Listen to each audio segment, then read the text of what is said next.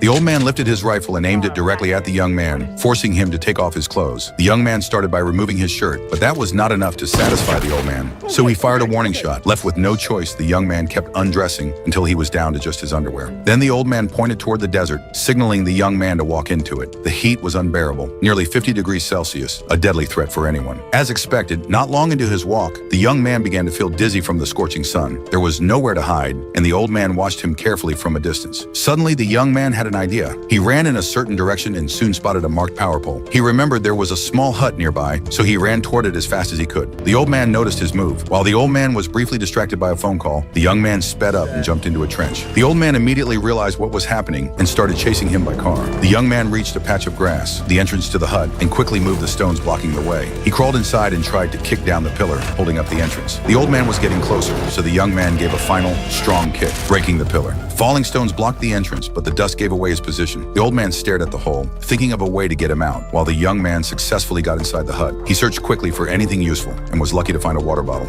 He drank deeply, gulping the water, then found some clothes and shoes. His feet were badly burned, but he had no time to hesitate. He endured the pain and put the shoes on. Even luckier, he found a map on the wall. Just then, the wooden door creaked. The young man realized the old man had found him. Panicked, he stuffed the map into his underwear and crawled into a tunnel before the old man could enter. Even though he moved carefully, the old man heard the noise. He lit some dynamite and threw it nearby before running off with the explosives. Hearing the explosion, the young man crawled out and tried to stomp on the fuse to stop it, but he was too late. With the dynamite about to blow, he had no choice but to run.